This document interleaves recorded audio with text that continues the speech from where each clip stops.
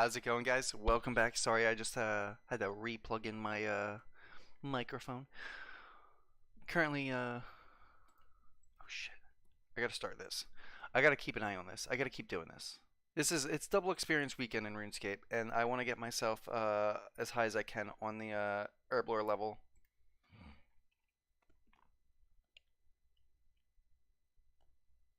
Blessed Flask. Oh, I need 118.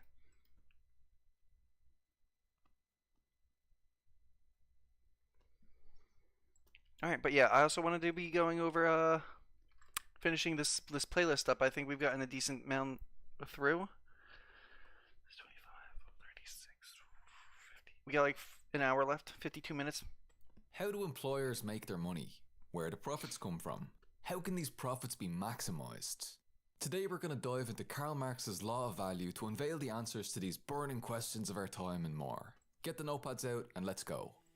Welcome to Socialism 101, a series designed to help educate people with no prior knowledge on the basics of socialism and communism from an ML and MLM perspective with short and easily digestible videos. Well, at least they're usually pretty short. If this sounds interesting to you, then go ahead and hit subscribe and turn on the notification bell below. If you'd like to support Marxist educational content and you're in a position to do so, then toss €1 or $1 per month over on Patreon to help keep this series going.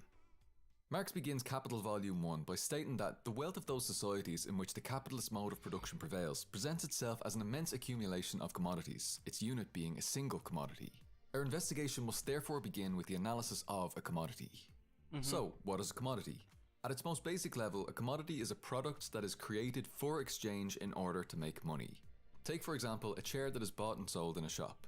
That chair will be purchased by a consumer for their own personal use from a capitalist who seeks to realise a profit from the exchange. As suggested from this, commodities like our chair contain both use value and exchange value within them. A commodity's use value is simply that which it is useful for. Our chair is used for sitting on, for comfort, and maybe for aesthetic purposes if it's a particularly handsome chair, which it is. A commodity's exchange value is that ratio at which it is exchanged for something else. For example, one chair could be exchanged for 20 hats or 60 kilograms of rice. Of course, it's not very practical to carry around 20 hats or 60 kilograms of rice, and the seller of the chair may not even need them. So instead, we use money as the universal equivalent. So our chair could instead be exchanged for €100. It's a very, very handsome chair. This price of €100 then represents the exchange value of the chair. This is an opinion you can trust. From Rhonda Schwab, the owner of a BBB-accredited kayak repair shop. Rhonda connected with Better Business Bureau, and now customers know they can count on her to keep their boats afloat. BBB for me is an essential part of business. But what determines the ratio at which different commodities are exchanged? Why is one handsome chair equivalent to 20 hats or €100? Exchange value is determined by a product's value, which is determined by the socially necessary labour time required to produce it. So the price that you see in a shop is not the product's actual value in and of itself, but rather, assuming supply and demand are in equilibrium, an estimate of the product's value, which is, again, determined by the socially necessary labour time that has been required to produce it. The chair's price of €100 is an estimate of how much socially necessary labour time has gone into its production. So, to quickly reiterate, there's use value, exchange value, and value. Use value is a product's usefulness. Exchange value is the ratio at which one commodity can be exchanged for another, usually represented by the universal equivalent of the money commodity. Value is the socially necessary labour time required to create the product. Our chair's use value is that it can be sat upon and enjoyed for its handsomeness. Our chair's exchange value is equivalent to €100. Our chair's value is the socially necessary labour time that it took to produce, let's say 4 hours. So, for Marx, value isn't just some subjective phenomenon, but rather objectively determined by labour, hence the labour theory of value, or LTV. But Marx wasn't the first person to theorise the labour theory of value. Liberal political economists like Adam Smith and David Ricardo also employed versions of the labour theory of value long before Marx. However, it was Marx who was able to clarify that it isn't just any old form of labour that creates value, but rather socially necessary labour. That is, labour that meets the wants and needs of society in one way or another. Labour that produces use value. 4 hours spent working on the creation of our handsome chair is useful, it creates value. 4 hours spent running around a city hammering random rocks, while certainly difficult and even laborious, isn't producing anything of use for anyone, so it's not socially necessary labour and does not produce value. Furthermore, our chair isn't going to be twice as valuable if I decide to work slowly and it takes me double the amount of time to complete, nor half as valuable if I work at double speed. Socially necessary labour time is determined by the average amount of labour required in average conditions with average tools to produce. For one person, they may be able to produce the chair in 3 hours. For another, it may take 5 hours. The socially necessary labour time then, in this case, would be the average between them, 4 hours. Of course, with technological development and automation, with the development of productive forces, the socially necessary labour time decreases, and with it, the value of the product and the capitalist's potential for realising profit also decreases. Which, as you can imagine if you think of this tendency of the rate of profit to fall on a societal scale, has troubling implications for the capitalist ruling class. A chair that once required 4 hours of socially necessary labour may now be produced in 1 hour with the aid of machines, so its exchange value represented in price is forced to represent its new lower value, meaning the use value of the commodity remains the same but the exchange value decreases, and subsequently less profits can be derived from the same commodity. You wanna go? But let's put the magnitude of profits aside for now. How is it that capitalists end up with these profits in the I got a first kitty on my lap. place? Where exactly she did wants they to leave come or not. from? One of Marx's most important contributions to the labour theory of value, to this Marxist law of value more broadly, is his analysis of surplus value and the exploitation of labour. In order to understand where capitalists' profits come from, we need to understand wage labour. Capitalism relies on the proletariat selling its capacity to labour to the capitalist for fixed periods of time, whether that's an hourly wage or an annual salary. The important point is that workers don't sell their labour directly, but rather they sell their ability to do labour for a given period of time. That is, workers sell their labour power through this system of wage labour. And this selling of labour power, the capacity to do work over a period of time, rather than labour itself, facilitates the extraction of surplus value from workers hidden within the production process. The end result is that, while a worker may get paid for working for 4 hours, the worker is not getting paid the full value of that 4 hours work. And in fact, the only reason that the worker's been hired to do this wage labour is because the capitalist knows that the worker is going to produce more value than the capitalist is going to pay for it. Let's take a look at the general formula of capital to see this in action. The capitalist starts off with money, M, then he purchases commodities, C, then he sells commodities and ends up with more money than he initially spent, M prime, the added value being represented by the prime. Now, value is not created by circulation, by simply trading back and forth, but rather, value is created by socially necessary labour. So therefore, if the capitalist wants to make a profit, then the value producing commodity he has to purchase will be labour power. So the capitalist purchases this commodity, then sells the product of this labour power to realise the profit. The capitalist can then use that profit to purchase more commodities to realise greater profits, and so on into infinity. But this MCM circuit is perhaps a little bit simplistic and doesn't fully reveal where the profit comes from, instead just showing us that it exists by the end. So let's look at the expanded form of the general formula of capital to pinpoint it exactly. Our capitalist friend starts with money, M. With this money he's going to purchase two things, that is, two types of commodities. Labour power, LP, in the form of wage labour based on hourly, daily, weekly or monthly wages, which is referred to as variable capital, and means of production, MOP, the tools needed for production, the factory, as well as the raw materials necessary for said production. Importantly, these contain a certain amount of dead labour congealed within them due to the previous labour that was necessary to produce them, like cutting down the trees for wood, like the manufacturing of the tools, and so on. And this value will be passed on to the final product, which is why we also refer to this as constant capital, though this doesn't create new value like variable capital does. So, our capitalist friend has purchased these commodities, labour power and the means of production, and now we proceed to the actual production process, P, through which living labour creates new value. The result of this production is that a new commodity has been created, C prime, which contains value over and above the value that had been spent on the earlier commodities of labour power and means of production. That is, surplus value has now suddenly appeared. And this surplus value is realised in profit when the capitalist takes that new commodity to the market and sells it for a sum of money greater than what they paid initially for labour power and means of production, M prime. Let's run through that again using our handsome chair to demonstrate. Our capitalist starts off with €60. He uses €20 to purchase the wood, the hammer, the nails, etc. necessary for this chair, the means of production. He uses the remaining €40 to purchase 4 hours of labour power from a worker. The worker then gets to work on the creation of this chair in the production process. And the final result of that is a finished handsome chair imbued with value over and above that which was spent on the labour power and the means of production. So now the capitalist can take this new chair to the market and, assuming supply and demand are in equilibrium, sell it for €100 to realise a profit of €40 over and above the initial sum of money spent. But how can this be? Well, we know that €20 was transferred into it through the dead labour imbued within the raw materials and tools used for its production, the constant capital. But this means that €80 has been generated from living labour in the production process, the variable capital. €40 of this was paid to the worker for 4 hours of their labour power, but this leaves a further €40 remaining as a surplus. So while the worker worked for 4 hours and was paid €40 for working for 4 hours, the worker actually produced value translating to €80 over that period. The worker was only compensated for half the value of their labour, and the capitalist made off with the rest. The €40 profit that the capitalist realised is the unpaid labour of the worker. The value of the labour was realised as €80, while the worker only received €40 as payment for their labour power. The capitalist paid €40 for something that was worth double that. The labour power was then purchased at a lower cost than the labour itself produced within that period of time.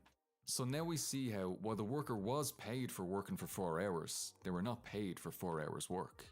And this wouldn't be a unique situation. The entire capitalist system is premised on capitalists appropriating the unpaid labour of the proletariat through wage labour and this purchasing of labour power which enables the hidden exploitation of labour. Only half of the time spent working in this situation was actually necessary labour, that is, labour necessary to cover the costs of the worker's wage. The other half was surplus labour, labour that produced surplus value which was then appropriated by the capitalists. 2 hours of necessary labour and 2 hours of surplus labour. For every hour that was worked, only half of that hour was necessary to cover the €10 paid in hourly wages, while a further half hour was worked for free, and the capitalist pocketed the value generated by it. If this surplus labour hadn't taken place, then the commodity that resulted from the production process wouldn't have any surplus value imbued within it, meaning the capitalist wouldn't be able to realise a profit and would instead just break even. Exploitation, this appropriation of the proletariat's unpaid labour, is a necessary condition for capitalism. And there are different levels of exploitation that may occur. The rate of exploitation can be measured by S over V, or the surplus value over the variable capital. Here, the surplus value is manifested in the profit of €40, while the variable capital is the amount spent on wages, which is also €40. So that'd be 40 over 40, meaning a rate of exploitation of 100%.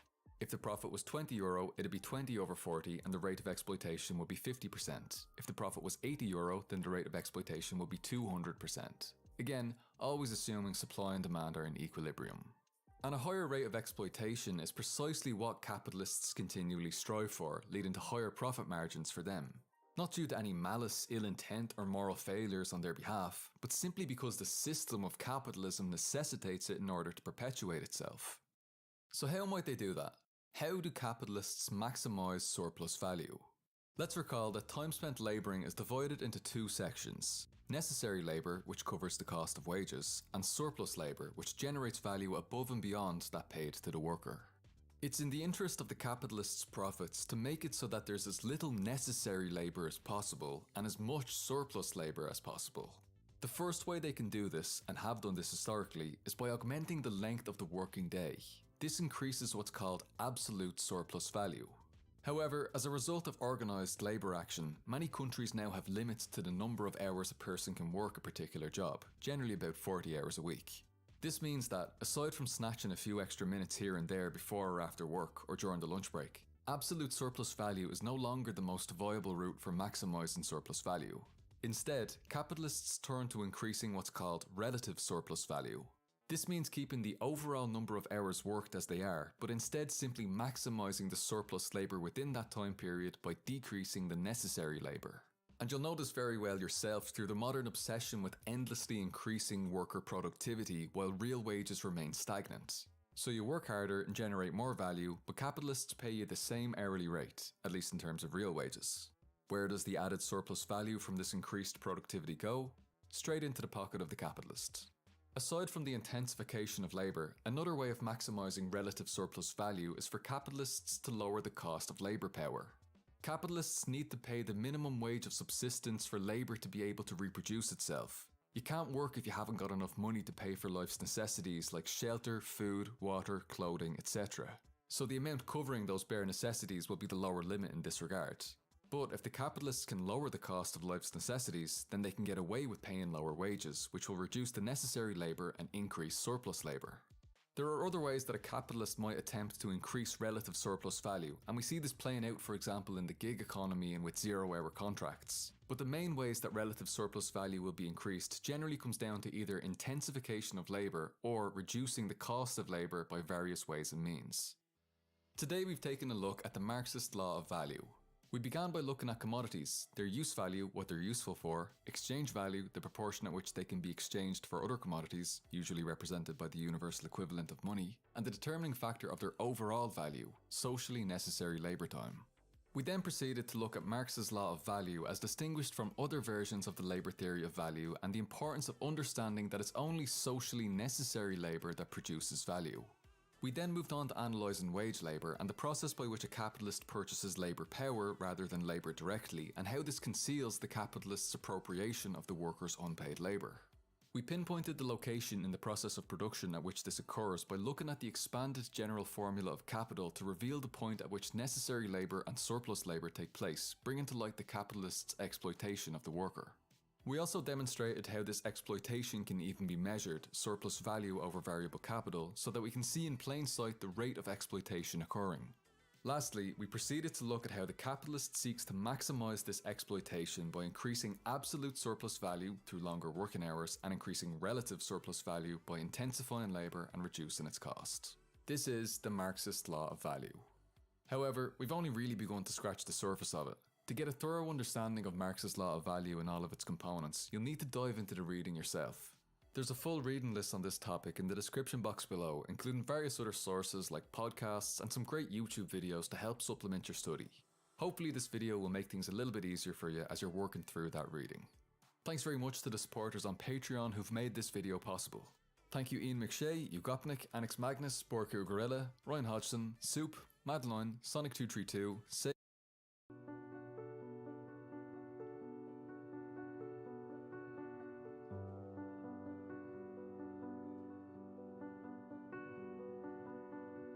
If there was one Marxist concept that had to be singled out for being the most misunderstood of all, that award would have to go to commodity fetishism. Much like the widespread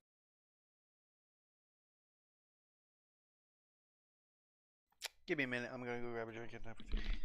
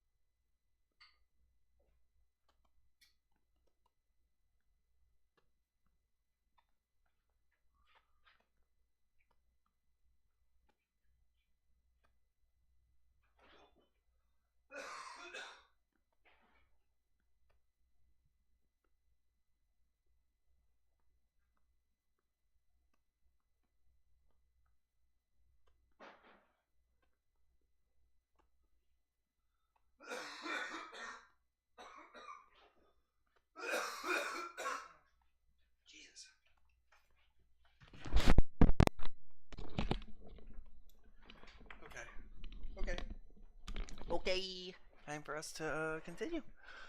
Commodity fetishism. misunderstandings of dictatorship in Dictatorship of the Proletariat and materialism in Historical Materialism, the word fetishism in Marx's commodity fetishism to the modern ear conjures up all kinds of weird and wonderful connotations. Well, mostly just weird. But look, to clarify from the get-go, no, we're not going to be discussing paraphilia. Marx really wasn't overly concerned with people's sex lives, especially not in relation to random objects. Likewise, we aren't going to be talking about the more common misconception of commodity fetishism as people simply being obsessed with purchasing goods. Let's go. Marxist 109. commodity fetishism refers neither to a sexual fetish nor an excessive preoccupation with consumerism. So, what does it refer to? What is Karl Marx's conception of commodity fetishism? Let's find out. Welcome to Socialism 101. Oh my god, I'm gonna go series through all designed of to it. help educate people with no All prior of my knowledge I on the know. basics of socialism and communism from an ML and MLM 1.8 mil maybe? with short and easily digestible videos. If this sounds interesting to you, then go ahead and hit subscribe and turn on the notification bell below. If you'd like to support Marxist educational content, then toss €1 or $1 per month over on Patreon to help keep this series going. If you're not in a position to contribute financially, you can help out a lot by just sharing these videos around on social media. Now, when Marx uses the word fetishism, he uses it in an older anthropological sense of the term. A fetish, by this understanding, is an object that appears to have some kind of magical or mystical supernatural powers within it. This often occurs in religious, spiritual, and mythological contexts. Think of a magic ring that supposedly grants superpowers to its possessor. The object somehow contains a power or value that's perceived to be inherent within it. The question of where this power or value has come from is obscured, hidden behind a veil of mysticism. Questions regarding where the ring came from, under what conditions it was produced, what its molecular composition is, why it has appeared at this specific moment in time, etc., are all brushed aside.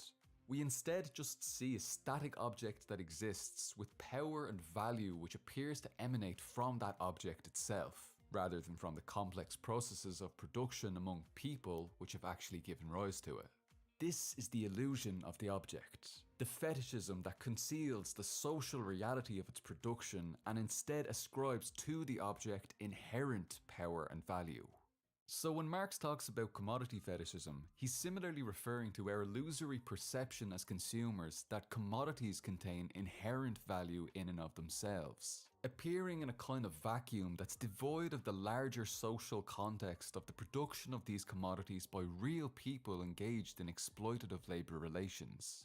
When we walk into a shop and see a chair, we're only seeing the finished product and its price tag. The appearance then to us is that this commodity, the chair, simply inherently contains value. But what constitutes that value is generally not immediately clear to us. We may be able to know its use value, that it can be sat upon. We may be able to see that it's made from wood or other materials. And of course, we know that it can be exchanged for a certain quantity of another commodity that we may possess, money. So we can kinda see how it relates to other things. But we know virtually nothing about how this chair was created and those involved. We don't know who cut down what trees and where for the wood required to produce this. We don't know who assembled it. We don't know how the wood got to the factory for production, nor how the final product got from that factory to the shop in which it's now being sold. And importantly, we know nothing about the working conditions for all of those involved in this complex process of production. We know nothing about the vast amount of people involved in this process and how they relate to one another, employees and employers. From the capitalists who first hired workers to cut down trees to sell wood, and now all the way to us, the consumers, at the end of this process at the point of exchange. These social relations between real people at every step of the way are kept hidden from us. We know nothing about the exploited workers who produced the chair, and they know nothing about us, who purchased the product of their labour for our personal use. Thus, the real social relations between people ourselves are hidden, and in its place we're confronted with what appears to us to be merely relations between things. Those things generally being the money in our pocket and the commodity before us, our chair. This is the fetishism of commodities. The illusion that commodities themselves somehow contain inherent value that's separate from this web of exploitative capitalist social relations between actual human beings. As a thought experiment, pick any object around you and try to trace it back to its origins. Where did it come from? Who assembled it? Where did its constituent parts come from? What were the labour conditions like for those involved in its production and distribution from beginning to end? Difficult, isn't it? Maybe you looked out and chose a fair trade cup of coffee that told you a little bit about where it came from and how wonderfully ethical the entire process was. But in general, it's nearly impossible for consumers to trace a commodity's creation back through the entirety of the complex global supply chains which have facilitated its production and distribution, let alone ask questions about the relations between all the workers and the capitalists involved in it, because this production and distribution generally occurs privately, behind closed doors. And that's extremely beneficial to the capitalists. Most consumers would be repulsed if they learned about the slave labour involved in the production process of many goods that they'd regularly purchase, and this could potentially damage capitalists' profit margins. So when we go into a shop and look at commodities like our chair, what appears to us as a result of the mystifying veil of commodity fetishism is, rather than relations between actual living human beings, instead the fantastic form of a relation between things, our money and this or that commodity. As a result of the private, hidden nature of the production process, what we see is only the surface level relations between things, concealing the truth of exploitative social relations between real, living, breathing people. Concealing this factor that all commodities share in common: human labour. Today we've taken a look at commodity fetishism. We began by clearing up misconceptions around the word fetish based on contemporary uses of the term. We then proceeded to examine fetishism as used in the anthropological context in order to make sense of Marx's use of the term. With this definition, we then looked at what commodity fetishism means in the context of Marx's critique of political economy, which is, to simplify, how in commodities we perceive the real social relations between people as instead simply relations between things. This conceals the exploitative reality of the process of capitalist production that lies hidden, occurring privately behind closed doors. Thank you for watching this video, hopefully you found it useful. If you'd like to learn more about commodity fetishism, you'll find extra resources linked in the description box below. As always, reading about these subjects will get you a lot further than solely watching short introductory videos like this. I strongly recommend having a read of section 4 of the first chapter of Marx's Capital Volume 1, which fleshes out this topic a lot more. I think what I'm going to do... If you're struggling with the commodity part of commodity fetishism... What I'm going to do is compile everything that this video has... this video series has set up. Paul's did a really good job at putting everything in the description and everything. So if I could, like, I don't know, probably just take everything from here and bring it into my Discord. Yeah, I'm probably going to set up a section for that, more detail for in the previous Socialism 101 video in on my Marx's Discord. Law of Value. Thanks very much to the supporters on Patreon who've made this video possible.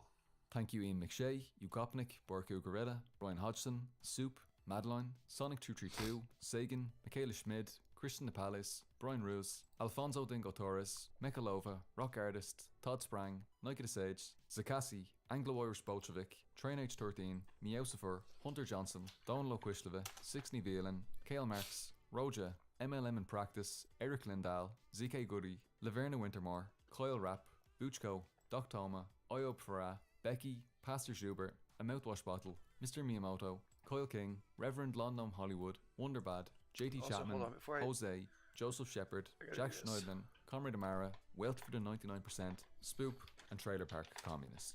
Cheers everyone, August Longafo.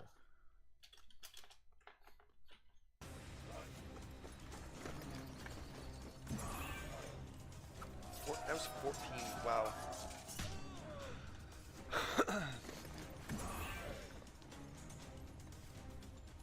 Do you know, anatomically modern human beings have existed for over 200,000 years, while private property and class society have only existed for less than 5% of that time. And that's generously including slave society and feudalism. Capitalism's only been around for a few hundred years. Yeah. And yet, the power of our society is such that it can completely brainwash us into believing that something that we've been doing for less than 0.5% of humanity's existence, capitalism, this system that's literally destroying our planet, is human nature. Now, just think about that for a second.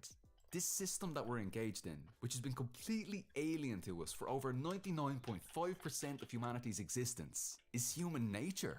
How in the holy feck have we managed to accept such a ridiculous notion as simply being common sense? This is where the Marxist analysis comes in and shines a light on society's base and its superstructure. So, what is the base? What is the superstructure? How do they relate to one another? And what does this all mean for the struggle towards stateless, classless, moneyless society moving forward? Sit tight and we're going to find out. Welcome to Socialism 101, a series designed to help educate people with no prior knowledge on the basics of socialism and communism from an ML and MLM perspective with short and easily digestible videos. If this sounds interesting to you, then go ahead and hit subscribe and turn on the notification bell below. If you'd like to support Marxist educational content, then toss €1 or $1 per month over on Patreon to help keep Another this series kitty going. just If you're hopped not in a up on me. position to support financially, you can help out a lot by just sharing these videos around on social media. I need to find. Now, it's rare that Marx ever clearly lays out the specific aspects of his theoretical work. We're usually just left with fragments here and there that we have to patch together and work out for ourselves. But in the footnotes of the first chapter of Capital Volume 1, Marx surprisingly provides a brief overview of the concept of base and superstructure. He writes that the economic structure of society is the real basis on which the juridical and political superstructure is raised and to which definite social forms of thought correspond. That the mode of production determines the character of the social, political and intellectual life generally. Can I do this? Now, there's a lot to unpack in that Yeah. statement, so let's take this piece by piece. First, looking at the economic structure, the base, then the superstructure that it gives rise to. Then we'll dive into how they interact with one another and how Marxists can proceed towards communism with this knowledge. Now, the base of society is comprised of the mode of production. This might be slave society's slave-owning mode of production, feudalism's feudal mode of production, capitalism's capitalist mode of production, or communism's communist mode of production. The mode of production within society is comprised of two key aspects. 1. The productive forces, and 2. The relations of production. Productive forces refer to labour and the means of production. Labour here refers to both the individual act of engaging in work as well as the collective labour force. Under the capitalist mode of production, workers sell their labour power, their ability or capacity to do work for a given period of time, to capitalists. Means of production refers to everything that's required to produce, including instruments of production like the tools, machinery and buildings in which we carry out our work, as well as subjects of production, which includes natural materials like iron ore and also materials that have been filtered through previous labour like that iron ore in its extracted form, which we call raw materials. So those are the productive forces. The other equally important aspect of society's base is the relations of production. As the name implies, this refers to how people relate to the process of production. Under capitalism, this would generally be as a worker or as a capitalist, a member of the proletariat or a member of the bourgeoisie. In other words, the relations of production refer to the systems of class or social class that exist within the given mode of production. Now, from this economic base emerges a societal superstructure which in turn helps to maintain that base. This includes repressive state apparatuses like the military and police, which the ruling class use to secure and maintain their class domination and the current economic order through physical force. This is legitimised ideologically through the system of law that's created to reinforce the relations of production. For example, the bourgeoisie creating laws that protect the right to freely purchase private property and the means of production, and also the political system that it has in place. Now, the bourgeoisie can generally work quite effectively through liberal democracy, but when private property is challenged by organised labour and the threat of socialist revolution looms, they may resort to implementing fascist measures, or even dissolve liberal democracy completely into a full-on totalitarian, corporativist, fascist regime in order to maintain the capitalist economic base. Aside from open and explicit politics, religion is another important ideological apparatus of the superstructure, as we saw for example how Christianity was effective in helping to maintain monarchy historically, think divine right of kings, in order to maintain particular relations of production. Perhaps most importantly, the superstructure contains the very ideology which maintains the economic base, the ideology of capitalism being liberalism. That is, liberalism in the classical sense of the term. And this ideology is reflected in the